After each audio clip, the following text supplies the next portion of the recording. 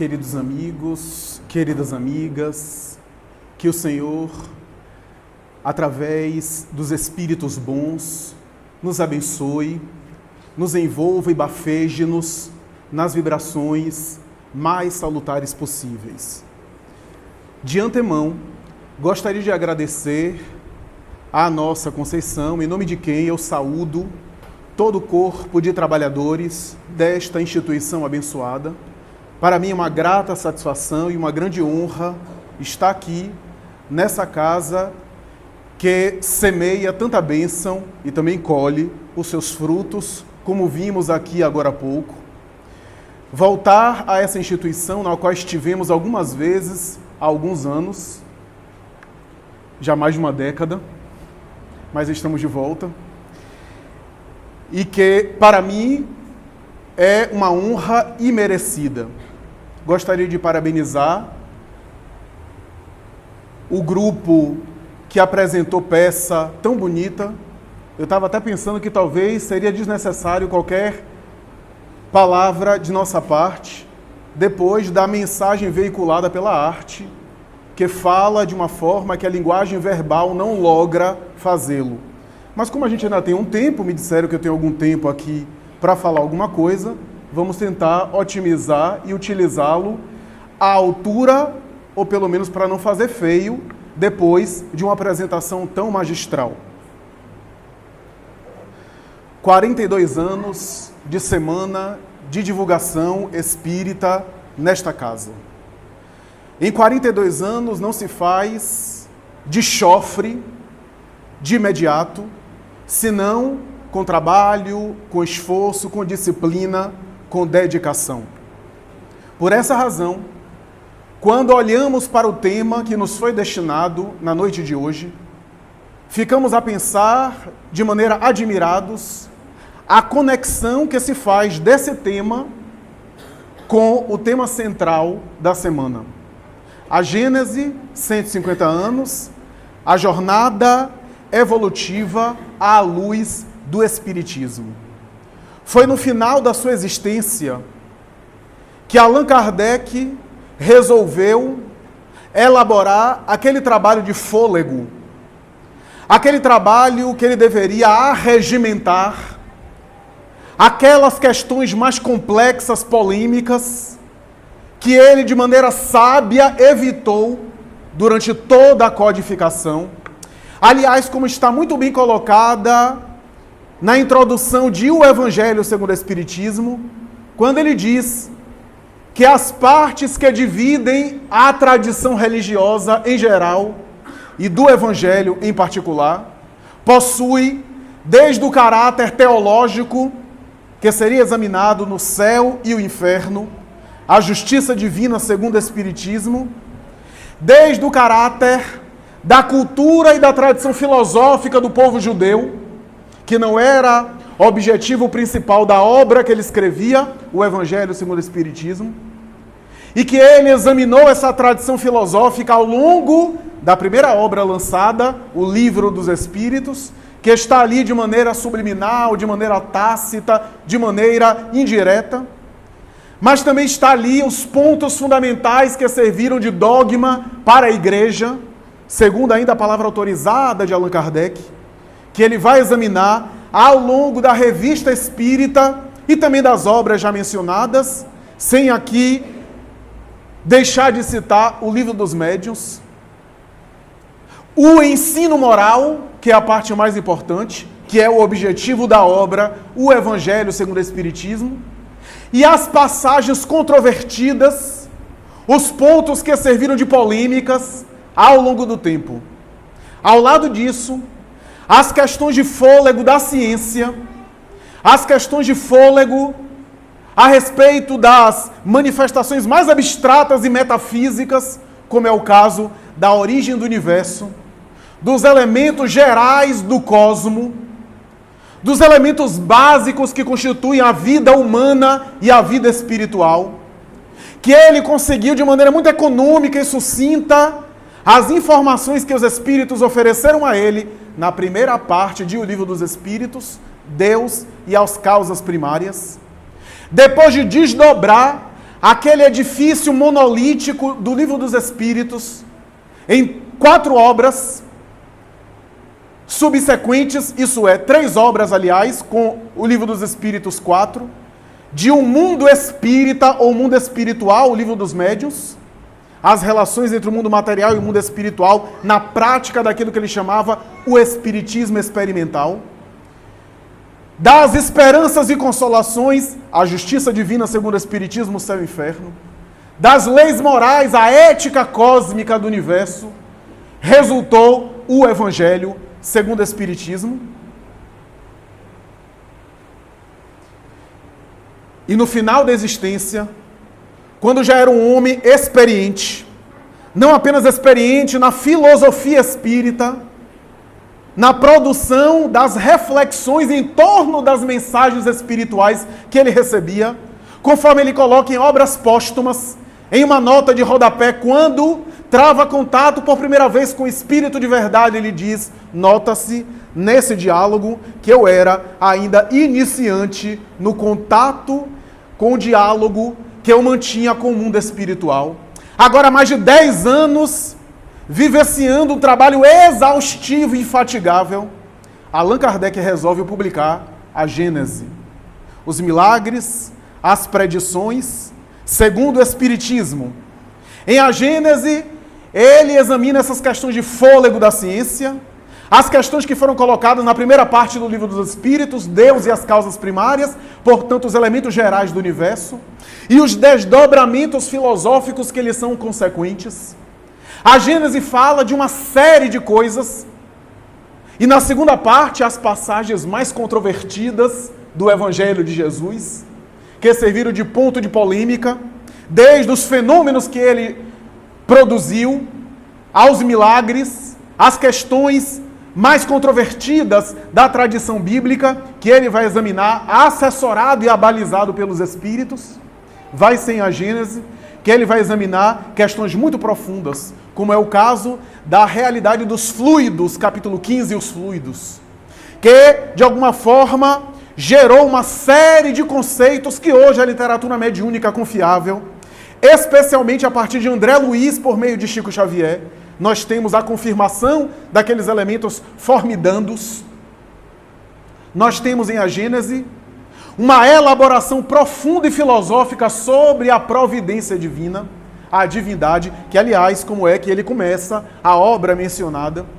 Nós temos um estudo sobre revelação divina, para situar o Espiritismo como terceira revelação de caráter universal, mas também de falar como é que Deus, já que a obra começa falando sobre a divindade, Deus e as causas primárias, para falar como é que Deus revela a sua lei à criatura humana ao longo dos tempos. Mas eu fico muito feliz e me congratulo com a casa na escolha do tema central, porque além dessas questões, o trabalho de A Gênese fala todo momento, sem citar e sem falar diretamente, em evolução. Em todo momento da obra A Gênese se fala em desenvolvimento, para me utilizar de uma linguagem técnica das ciências atuais, ontogenético, filogenético, material, biológico e também espiritual. Fala-se e antecipa-se as teses de Darwin, que embora foram elaboradas após a publicação do Livro dos Espíritos, e quando a Gênese é publicada, a tese de Darwin já estava sendo ventilada na ciência, não era conhecida, nem era tão popularizada, nem era aceita assim, porque só ao longo dos tempos, especialmente no começo do século XX, com a engenharia genética, e com os trabalhos que começou com Mendel, no conceito de gene, de alelo, nós iremos ver a teoria evolucionista sendo confirmada e sendo divulgada nos meios acadêmicos. Allan Kardec fala em evolução. Allan Kardec consegue receber a ideia em A Gênese do princípio espiritual, do princípio material. Veja que questão difícil. E a correlação entre o princípio material do universo e o princípio espiritual. Onde um acaba e o outro termina. Onde começa um e acaba o outro. Já que estamos falando de realidades metafísicas, diáfanas, onde a matéria se torna tão sutil e tão fluídica, o elemento material primitivo, ou fluido cósmico, como se queira, ao lado do psiquismo, que é também experiências muito primárias, é uma chispa divina, é que se interrelaciona com o fenômeno material o tempo todo. Questões muito difíceis, como bem se vê. Em A Gênese nós temos momentos onde Allan Kardec conjectura a respeito da individualização do princípio inteligente, ou se quisermos, a humanização do elemento espiritual que começa em reinos anteriores à chamada fase da humanidade, conforme está na questão 606 em diante de O Livro dos Espíritos, em uma série de existências que antecedem ao período que chamais humanidade, dando-nos a entender que o psiquismo espiritual humano já é um psiquismo elaborado em reinos anteriores ao hominal da natureza, e Allan Kardec faz uma especulação e uma discussão filosófica sobre esse momento de humanização que para nós ainda é um mistério. Allan Kardec, em A Gênese, aborda a questão da evolução dos planetas. Não apenas no último capítulo, Os Sinais dos Tempos, a Nova Era, mas em todos os momentos de A Gênese se fala sobre o evolucionismo planetário. Se as criaturas evoluem, os planetas também evoluem. Os orbes também progridem. Allan Kardec fala, nesse sentido de evolução planetária, das emigrações e imigrações, começando com a passagem simbólica do mito de Adão e Eva, para falar do exílio espiritual, e ali desenvolver os seus conceitos maravilhosos, nessa troca que existe entre a erraticidade, palavra por ele usada, e o mundo material de espíritos, ora desencarnados, ora encarnados, que estão o tempo todo se revezando com a população da Terra, já que a população da Terra nada mais é do que a população que compõe o mundo espiritual e que se reveza com aqueles que temporariamente estão despidos da roupagem de caráter fisiológico. Essa troca, esse compartilhamento não acontece apenas na psicosfera do planeta imediato, mas entre os planetas. E essas são as chamadas, aspas, muitas aspas aqui, relações interplanetárias. Relações interplanetárias. A tese do exílio, a tese da imigração e da emigração.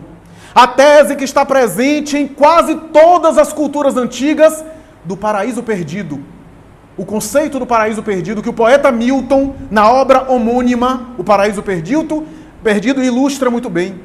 A tese que está no conceito das culturas antigas, das antigas civilizações, de um paraíso que se perdeu, de um Éden, de uma Shangri-La, de uma Jerusalém onde mane leite e mel, dando vida à população. Os elementos simbólicos das culturas egípcias, hindu, e assim por diante, que fala desse exílio. Não foi por outra razão que Emmanuel, o espírito nobre, através do médium Chico Xavier, quando foi homenagear a obra A Gênese, porque Emmanuel homenageou as 5 obras do Pentateuco kardeciano. O Livro dos Espíritos, ele publicou uma obra chamada Religião dos Espíritos. O Evangelho segundo o Espiritismo, ele publicou O Espírito da Verdade, em parceria com outros espíritos que ele convidou para psicografar junto a Chico Xavier e o companheiro que na época lhe partilhava da tarefa mediúnica. Mais tarde, para homenagear o céu e o inferno, ele publica a obra Justiça Divina. O Livro dos Médiuns, ele publica Seara dos Médiuns. E quando ele foi examinar a Gênese, ele publica a portentosa, clássica e conhecida obra do movimento espírita A Caminho da Luz, que é a obra na qual ele homenageia a Gênese falando sobre evolução. Evolução planetária, evolução do psiquismo, evolução do biótipo humano, evolução da conformação física que vai evoluindo ao longo dos tempos. O homem de Neandertal não é o mesmo homem atual. A fisiologia do homem atual não é a mesma do homem de há 10 séculos, há 15 séculos, porque os corpos estão se modificando, estão se tornando também mais sutis. Tese, aliás, ventilada por Allan Kardec. E ele fala também na evolução do princípio espiritual, na evolução do ser espiritual, fazendo um recorte do desenvolvimento evolutivo da Terra, na história do planeta Terra nos seus aspectos espirituais, tendo Jesus e a sua equipe sempre por detrás como protagonista dos movimentos que nós conhecemos do ponto de vista da história tradicional. Portanto, o tema central escolhido pela casa foi muito feliz, porque faz um diálogo muito interessante e pertinente em relação à última obra da chamada codificação kardeciana, do Pentateuco kardeciano, a Gênese, para fazer a ligação com um dos elementos que está ali ventilado por Allan Kardec, que é o nosso tema, quando fala sobre o apego e as suas consequências. Quando fala sobre a evolução do ser, intelecto moral, como ele gostava de colocar. Há 500 anos antes de Cristo, viveu uma personalidade conhecida na tradição cultural e religiosa. O príncipe Sakyamuni, também conhecido como Siddhartha Gautama, tem a história muito ventilada e conhecida na tradição oriental. Nasceu mais ou menos na região que hoje é a região do Nepal, na Índia. Oriundo de uma casta privilegiada, lamentavelmente já na época já existia o sistema de castas da Índia, que Emmanuel vai dizer que perdura até hoje, e que o espírito de Gandhi, quando esteve encarnado, tentou derrubar e não conseguiu, e que até hoje, diz ainda Emmanuel, na obra já citada, Caminho da Luz, o espírito de Gandhi continua no mundo espiritual, trabalhando em prol da superação dessa visão tacanha, limitadora e preconceituosa das castas, fundamentada na teoria da reencarnação. O indivíduo nasceu pária para pagar os crimes do passado e tem que ficar pária, sendo explorado e subjugado pelas castas consideradas privilegiadas. É uma justificativa reencarnatória para manter uma situação de injustiça social. Sakyamuni pertencia a uma das castas mais privilegiadas, a casta dos Shakya, e graças a isso gozava não apenas de privilégio, mas de posses financeiras, posses materiais, prestígio e fama. Era filho de um nobre, portanto era considerado príncipe, herdeiro da função de seu pai, que possuía no mínimo 3 palácios, como dizia a tradição. Esse jovem, que com 16 anos se casa com uma prima, e segundo alguns dos biógrafos, mais tarde se casa mais de uma vez, como era comum na tradição oriental da época, que vive uma vida de luxúria e de prazer, de excessos de toda sorte, de todo tipo de vivência sensorial que a natureza física pode nos proporcionar. A experiência do gozo, como dizia Lacan na psicanálise, as sensações materiais, e ele chegou à vida adulta, mais ou menos aos 30 anos de idade, achando que a vida era isso. Era a única referência que ele tinha, já que o palácio era o excesso possível da época, do prazer, do poder, da riqueza, do luxo material. Um dia, ouvindo falar de uma situação curiosa que ocorreu fora dos muros do palácio, segundo a tradição, resolveu conhecer o que havia fora dos muros, já que nasceu, cresceu ali e ali era autossuficiente. Permanecia ali naquele palácio sendo servido, sendo atendido, e com um dos seus empregados foi na direção de além dos muros. E segundo as melhores biografias a seu respeito, ao defrontar a enfermidade, a velhice, a pobreza e um cadáver que estava no chão e que ele pela primeira vez viu a morte, viu o óbito, ele entrou em uma profunda melancolia, uma profunda reflexão. Ao voltar ao palácio, acompanhado do seu servidor braçal, ele já era indiferente e já estava com tédio daquele tipo de vida que ele levava até então. E começou a perguntar: o que é realmente a vida? O que é que fazemos aqui na Terra? Qual é o sentido da vida, da existência? E graças a isso começou a entrar em profundas conjecturas, em profundas perguntas, em inquietações, depois daquele choque emocional em que ele viveu. Entrou numa espécie de melancolia, e depois de muito meditar e fazer outras excursões fora do palácio, o jovem Siddhartha Gautama resolveu se enclausurar em um monastério. Segundo uma das versões da sua vida, ficou aproximadamente 11 anos no monastério para tentar entender a vida através da tradição do sagrado. Diz a tradição que quanto mais ele se afligia para dominar os desejos da carne, menos paz ele possuía. Porque quanto mais ele tentava reprimir, dominar os impulsos desgovernados da sua emotividade mal educada, mais ele possuía desejos e mais atormentado ele ficava. Ele percebeu que não era por aí, que não adiantava viver em conflito consigo mesmo, se violentando, porque quanto mais se violenta, mais se fortalece aquilo que se quer reprimir. É o que mais tarde Freud, na psicanálise, vai conseguir examinar nas teorias do recalque, da repressão e da neurotização. Então Siddhartha Gautama abandona o monastério depois de 11 anos, abdicando da sua riqueza material que deu para uma das suas esposas, com quem teve um filho.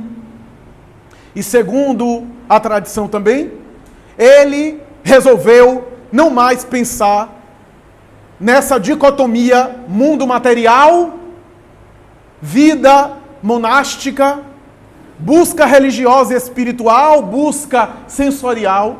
Resolveu apaziguar um pouco esse conflito que vivia no seu mundo íntimo, esvaziar a mente, mergulhar no mundo profundo de si mesmo para tentar se entender. E aquele vazio que tomou conta dele foi lentamente sendo preenchido por paz. Diz a tradição que foi nesse momento que ele alcançou o chamado Nirvana, a iluminação, tornando-se Buda. A palavra Buda em sânscrito significa o ungido ou o iluminado. E estabeleceu as 4 nobres verdades que são a tese central do pensamento budista. A primeira delas é a afirmativa segundo a qual se diz: a vida é sofrimento. A vida é sofrimento. Ele conclui que a vida é transformação.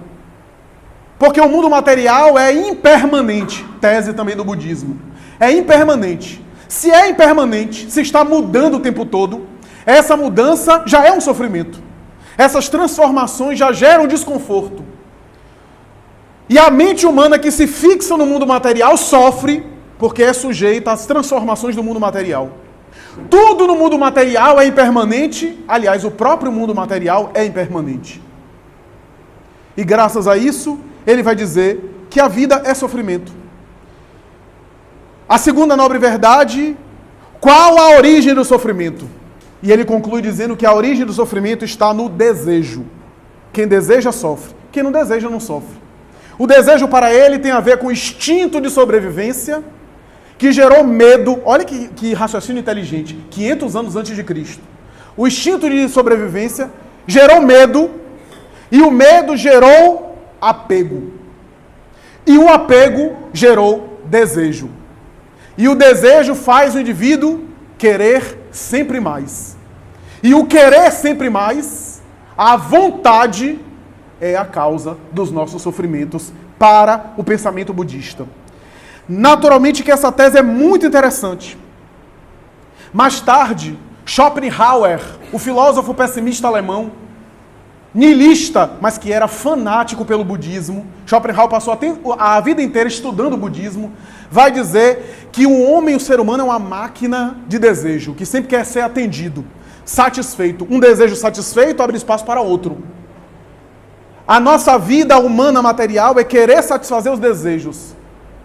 E no momento que um desejo é satisfeito, abre-se espaço para um novo desejo, para uma nova necessidade de satisfação. Isso é sofrimento. O próprio Schopenhauer estabeleceu assim. Porque o desejo já é uma ansiedade.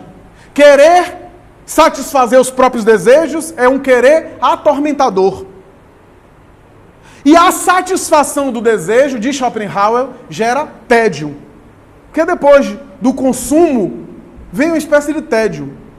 Para quem não entendeu direito, depois daqui, coma um prato de feijoada e veja depois o efeito que dá. Dá uma tristeza assim, um negócio que vai tomando conta. É mais ou menos isso, né? É o tédio. que abre espaço para outros desejos de outra natureza. Após a satisfação, olha o que Buda vai dizer e Schopenhauer confirma. Após a satisfação de um desejo, além do tédio, quando passa e não temos mais o usufruto, o gozo, a possibilidade de usufruir aquele desejo, a gente fica com saudade do desejo que a gente tinha e não tem mais. E isso também é sofrimento. Quer dizer, não tem jeito. Não há para onde sair. Se você está desejando, você sofre. Se você está saciando os seus desejos, já é um sofrimento. Se passou o desejo, você fica com saudade do desejo que você satisfez, e isso também já é sofrimento. A vida é sofrimento. O homem é uma máquina de atender os desejos. Terceira nobre verdade: como cessar o sofrimento? E, logicamente, o Buda vai dizer, não desejar.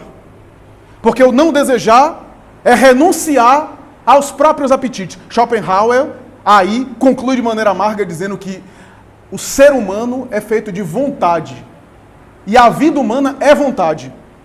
Não dá para não ter vontade. Não ter vontade é não viver. E por isso, não tem jeito. A vida é sofrimento mesmo e que cada um aguente o seu. Schopenhauer concluía dessa forma. Buda não.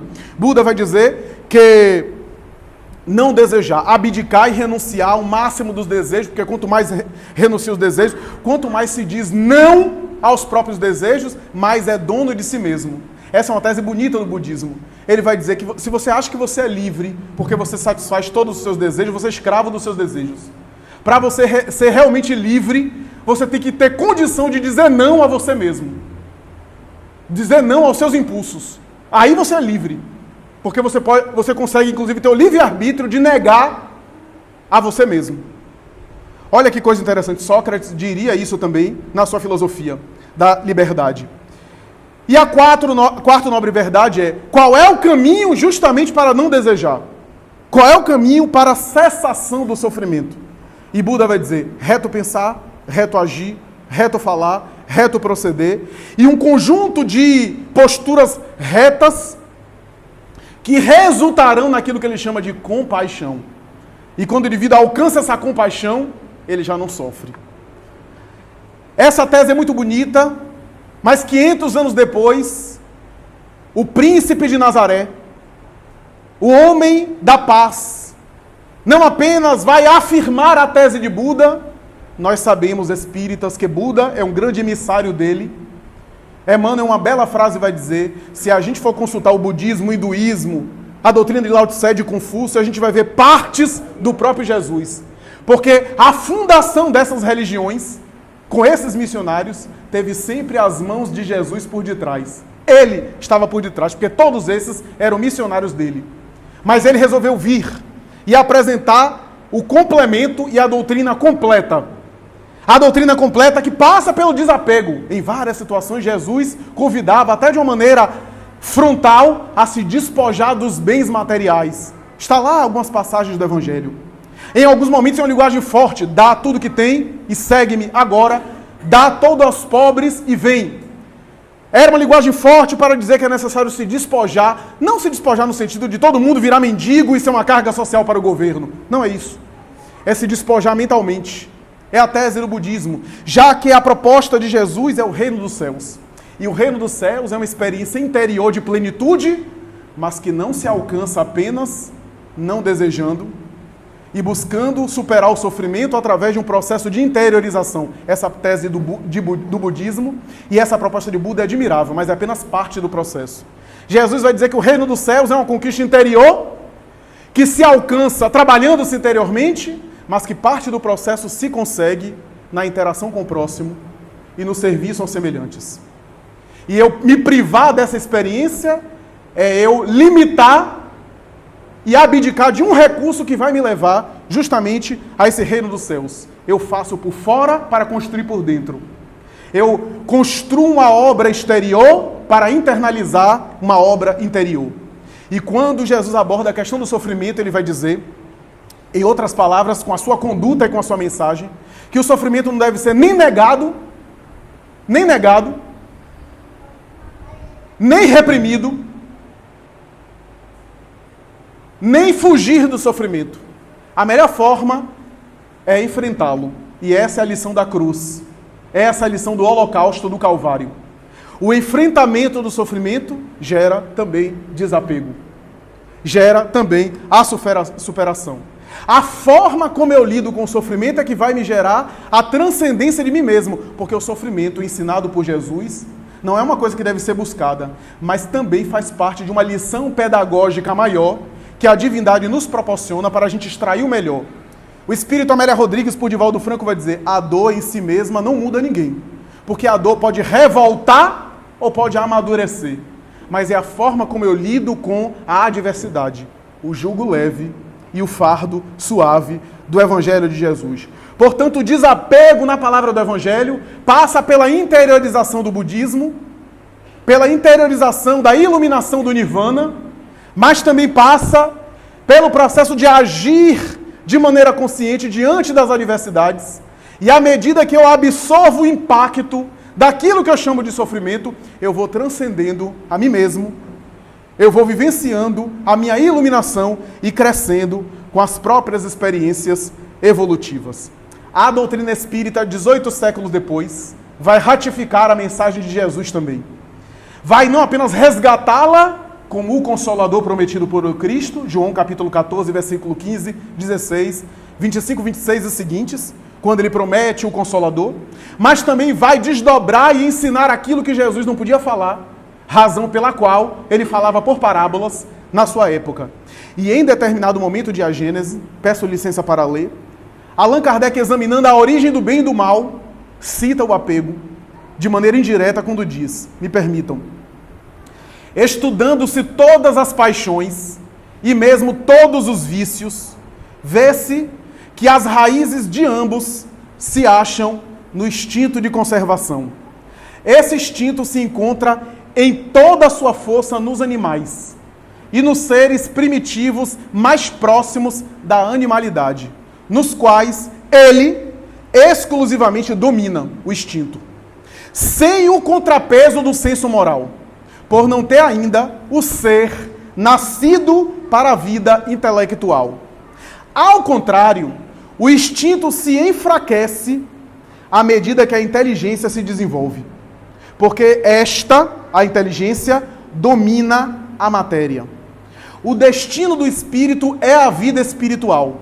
Porém, nas primeiras fases, olha que texto, que é uma obra de arte.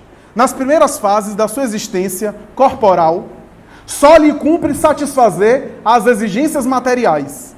E para tal fim, o exercício das paixões constitui uma necessidade para a conservação da espécie e dos indivíduos materialmente falando. Mas, uma vez saído desse período de infância, outras necessidades se lhe apresentam.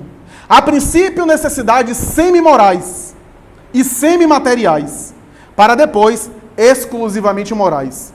É então que o espírito exerce o domínio sobre a matéria, olha que expressão bonita, sacode-lhe o jugo, avança pela senda providencial e se aproxima do seu destino final.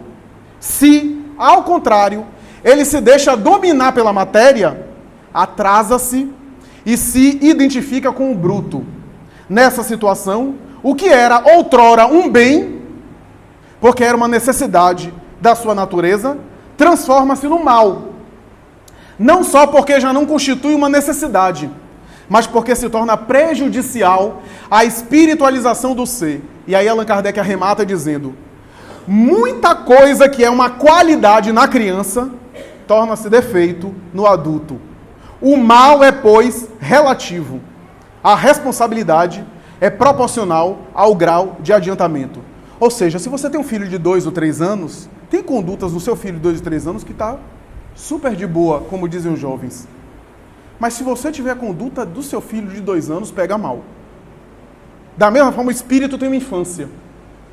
Na infância, ele é mais extinto. Mas quando ele avança e amadurece, se ele continua escolhendo o ser instintivo, já pega mal. E aí ele atrasa, aí ele acumula débitos na linguagem espírita mais popular, mais convencional. O que significa dizer que o apego na doutrina espírita tem uma compreensão muito mais sofisticada e aprofundada. Porque quando a gente já fala em apego no sentido geral, a gente pensa apenas ou no título bancário, na conta corrente, ou em determinados objetos que a gente tem sob as vistas. Esse apego é o mais simples e aqui para nós o mais fácil de ser superado. Por isso que quando a gente vê Allan Kardec falando que o egoísmo é a causa e o câncer de todos os desvios morais, de todas as paixões morais, a gente diz assim, ó, eu tenho muito defeito, mas egoísta eu não sou. É porque a gente está achando que egoísmo é isso. É esse apego mais fácil, mais infantil. Mas o egoísmo, para a doutrina espírita, quem leu a questão 917 de Livro dos Espíritos em diante, vai ver Fenelon examinando o que é egoísmo na visão espírita. Porque a gente confunde tudo, né? A gente confunde amor com paixão, justiça com vingança, caridade com filantropia. Então a gente vai confundindo tudo. O próprio egoísmo a gente colocou apenas em fixação de objetos materiais. Isso é o mais fácil. Fenelon vai dizer, o egoísmo é o elemento mais difícil de se desenraizar da personalidade. Porque tem a ver com a identificação que o espírito tem com a matéria e com a sua própria personalidade. Eu quero saber quem é que não tem alguma identificação com a própria personalidade. Aquilo que a psicologia chama de ego. Então, moral da história, todos nós somos mais ou menos egoístas, a diferença é na intensidade. Tem gente que é tão egoísta que faz perversidade com os outros. Já tem gente que é menos, que só quer primeiro eu, depois os outros. Já não quer fazer mal aos outros, só que quer o bem só para si mesmo. Ou, se quer para os outros, primeiro para si, segundo, terceiro e quarto, vamos ver quem sobrevive. Então, o apego em doutrina espírita passa por isso. Porque há apegos que são abstrações, mas não deixa de ser. Por isso que o Espírito diz que tem a ver com a identificação que o Espírito tem com o mundo material. Ora bem, e o apego, por exemplo, à minha imagem? O apego à minha opinião, às minhas opiniões. Tem gente que é de doar até a roupa do corpo, mas a opinião que carrega impõe sobre os outros e não admite que ninguém pense diferente dele. Isso é apego. O apego às próprias opiniões, a imposição das próprias ideias, a violência em relação às próprias convicções, o apego à própria identidade, à imagem, ao prestígio pessoal, o apego às opiniões do outro em relação ao seu respeito. Basta ver as redes sociais. Como a gente se importa com as curtidas ou descurtidas do outro. E se o outro não der uma curtida, a gente já fica de mal e bloqueia. Né? Então, eu acho que tem a ver com isso. Porque tem apegos, minha gente, que é muito sofisticado. A mensagem teatral aqui foi belíssima nesse sentido. Eu acho que até o Antero, que foi citado aqui, ele reagiu muito bem. Porque depois daquela notícia, com todo o tato psicológico que os mentores dão, ainda assim tem espírito que se estribucha, dá curtipio, reage mal, tem que dar um Rivotril para ele adormecer. Porque ainda assim, depois de todo o tato psicológico, né, de levar um parente querido para apresentar a ele, e ele fica com falta, fulano, você aqui, peraí, você aqui, mas você morreu, então eu também, e aí a pessoa tem um surto. Porque meus amigos, o apego passa por coisas muito mais profundas, o senso de identidade. Já pensou? Flávio, que é Flávio, ao desencarnar, a persona e o conjunto de elementos de identidade que constitui Flávio não vai existir mais. Vai existir o espírito imortal que um dia animou aquela personalidade. Às vezes você viaja para um outro país, vai morar fora e fica desnorteado um tempo, fuso horário, língua, idioma, situação de contexto, etc. Fica um pouco desnorteado. A morte é uma viagem, só que é uma viagem de um porte maior. Por isso que o espírito fica desnorteado. Porque perdeu o senso de identidade como era no mundo material. Não é que não tenha, conserva. Mas como era. Até o CPF não tem mais. Quer dizer, essa é uma boa notícia para quem está com o nome sujo, porque na próxima encarnação vem com o CPF novinho. Mas enfim. Porque há apegos. Quer ver uma coisa? Cultura. A gente fala tanto em cultura, respeita a cultura, e deve ser respeitado mesmo as culturas de cada um. Eu falei isso em uma palestra recente. Mas o indivíduo que vive a experiência cultural de um país, ou de uma... Até no Brasil, os estados, eu costumo dizer, pegue o gaúcho e tire o chimarrão dele, o baiano e a acarajé, e bote para comer comida japonesa de pauzinho, a depender da criatura. Eu estou falando de alimentação. A pessoa fica, às vezes, com dificuldade de adaptar. É cultura, deve ser respeitado? É hábito, deve ser respeitado? É. Mas é vínculo com o mundo material. Aí você pega o espírito como Jesus, que é transcultural, que está acima da cultura, bote ele para comer comida japonesa, para vestir burca no Oriente Médio, na Síria, ou para estar aqui comendo abará e acarajé na Bahia, e ele se adapta tranquilamente, porque ele está acima das culturas. Ele não sofre com isso. Então, é claro que a cultura deve ser valorizada, mas nós estamos diante desses apegos. Allan Kardec vai dizer, já caminhando para a conclusão, Allan Kardec vai dizer que aquilo que o indivíduo tem como hábito natural pode, às vezes, se configurar como uma necessidade do equipamento ou uma necessidade social convencional. Mas se por acaso gera muito condicionamento e muito tormento no espírito, já é um vício. E os vícios prosseguem conosco no perispírito para além da desencarnação. O indivíduo não tem um corpo, mas tem um vício, que é da mente. O que gera, às vezes, dificuldade de superá-los. André Luiz é um exemplo emblemático para nós espíritas, mas outros também. Eu vou ilustrar aqui com um exemplo básico. Você gosta de café? Maravilha, eu também gosto, eu sou café inólatra. Mas, uma coisa é gostar do café, quando chega no mundo espiritual, se adapta, supera, não fica necessariamente dependente do café. Agora, se você, no dia que você não tomar café, você quer matar um, sempre fica com dor de cabeça, fica desorganizado, isso daí já se constitui uma fixação, porque isso é do mundo material, é algo temporário. Então, aquilo que é hábito convencional e fraco, permanece.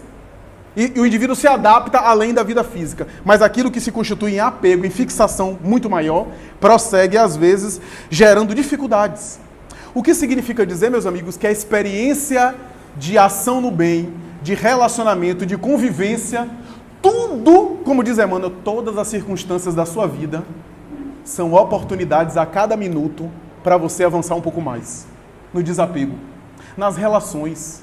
Eu disse isso em um seminário recente. Os relacionamentos são uma lupa. Porque já notou que os relacionamentos, e à medida que o relacionamento é mais íntimo, é mais próximo, tem assim uma magia de colocar os defeitos das pessoas para fora. Então, desvela. Mas desvela não apenas os defeitos, mas desvela a nós mesmos perante nós mesmos. Por quê? Porque os relacionamentos nos mostram como nós somos.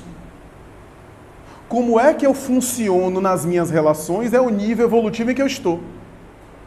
Ah, fulano lá de casa me tira a paciência. Não, ele só mostrou a você que você está aí ainda. Ele fez uma bênção, porque ele tirou a ilusão sua de achar que você já tinha conquistado a paciência. Ele tirou a ilusão, porque se você realmente tivesse conquistado, ele não te irritaria. Ele não te afetaria.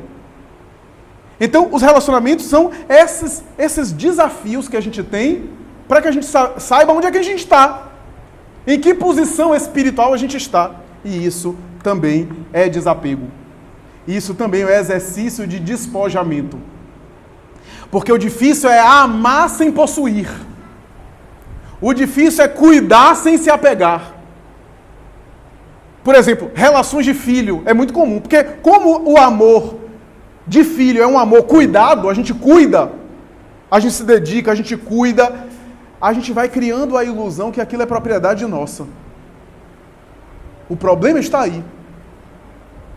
E aí depois nós nos sentimos dificuldades de aceitar que aquilo que vem por nós, como diz Khalil Gibran, não é nosso. Que a gente foi veículo. Eu acho que a divindade prega peça na gente, né?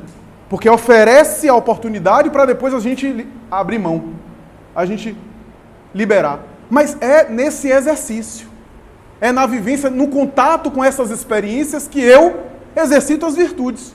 Como é que eu vou exercitar as virtudes do desapego, se não diante das oportunidades? Por isso que o cristianismo é uma mensagem de redenção, é uma mensagem de sublimação. Para concluir o nosso comentário, eu nem sei quanto tempo eu tenho ainda. Para concluir o nosso comentário, lendo, por exemplo, a obra magistral Paulo Estevão, temos lido ao longo dos anos Paulo Estevão, já perdi a conta até. temos conversado com algumas pessoas, alguns amigos inclusive próximos, que uma das coisas que mais me chama a atenção na obra, agora, talvez um pouco menos imaturo, é a ideia de que a saga do personagem principal, principalmente Saulo, mais tarde Paulo, é uma saga de crescimento que ele foi fazendo ao longo do livro, e à medida que ele ia agindo nas viagens, nas pregações e nas construções da comunidade cristã. À medida que ele ia construindo e expandindo o cristianismo, ele ia expandindo um cristianismo dentro dele. À medida que ele ia expandindo a mensagem cristã, ele também ia se expandindo emocionalmente falando. À medida que ele ia construindo a sua obra, ele também ia construindo uma obra interna, que é mais importante. Porque a obra interna a gente leva. E a obra de fora, uma hora, o tempo derruba. À medida que Saulo de Tarso fazia as viagens, ele fez uma viagem mais importante, que é uma viagem para dentro. Ele aproveitou, como nós dizemos, a mensagem do cristianismo é essa. Ele aproveitou as experiências exteriores para crescer internamente. Porque do contrário, a gente vai achar que o serviço cristão é apenas fazer por fora. Então eu construo creche, construo orfanato, construo lar de idoso, construo casa espírita, faço palestra, faço campanha do quilo, aplico passe, dou cesta básica, tudo isso muito bom. Mas quantos de nós estamos fazendo isso sem aproveitar internamente a obra que a gente faz? Vou falar logo da minha tarefa. Quantos de nós palestrantes encaminhamos a mensagem para os outros, mas não aproveitamos a mensagem? O bem foi feito, porque aqueles que recebem a mensagem são beneficiados. Mas muito melhor seria que aquele que dá a mensagem se aproveite da mensagem que dá. Aquele que age no serviço do passe se aproveite da oportunidade do passe para crescer por dentro. E não fazer apenas uma filantropia exterior. 42 anos de Semana Espírita. Em 4 décadas, Semana Espírita nenhuma prossegue se não há uma Semana Espírita organizada no além-túmulo, no mundo espiritual que assessora. Um evento que acontece em paralelo, que aliás é a origem desse evento que se materializa aqui no mundo físico. O plano espiritual se movimenta para se conectar conosco, como diz Jesus, o que se liga na terra, liga-se no céu. Esse é o convite. E Saulo de Tarso, durante toda a sua jornada, vivenciou essa experiência de iluminação interior, como através dos pequenos exercícios. É por isso que Emmanuel Paulo Estevam traz o dia a dia dele e as experiências do cotidiano. Porque se você acha que Paulo de Tarso se iluminou no momento que ele estava pregando a Nero, já de cajado na mão, possivelmente com câncer de garganta, com um dos olhos vazados de tanta pedrada, e naquele momento Nero decreta que ele deveria ser degolado e lhe dá o pescoço para o soldado romano decapitá-lo. Se você acha que o momento da iluminação dele foi no momento que ele entra em Jerusalém, se ajoelha e é apedrejado até ficar um corpo cheio de sangue e jogado nas latas de lixo da cidade, você não entendeu Paulo Estevam. Ali é o coroamento da obra.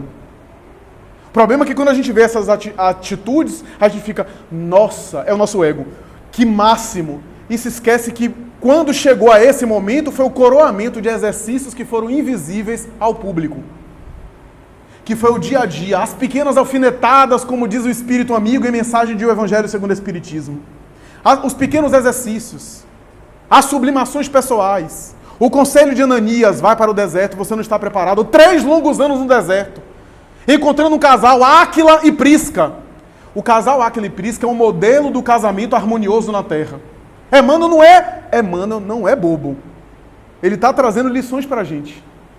E Paulo, que era responsável pela morte da sua noiva, Abigail, graças ao seu orgulho exacerbado, que abandonou no momento que ela mais precisava após matar o próprio irmão dela, que ele não reconheceu que era o próprio cunhado, o seu adversário cruel, Gesiel, com o pseudônimo Estevão. Naquele momento, Saulo a abandona e ela morre de angústia. E ele era responsável por isso, não concreto. Como era um temperamento muito forte, ou era com Abigail ou não era com ninguém mais. Abigail desencarna e ele, então, não quer mais ninguém. direciona a sua vida para a tradição do Evangelho, mas quando ele vê Áquila e Prisca, era o modelo do casal perfeito que nunca mais ele ia esquecer.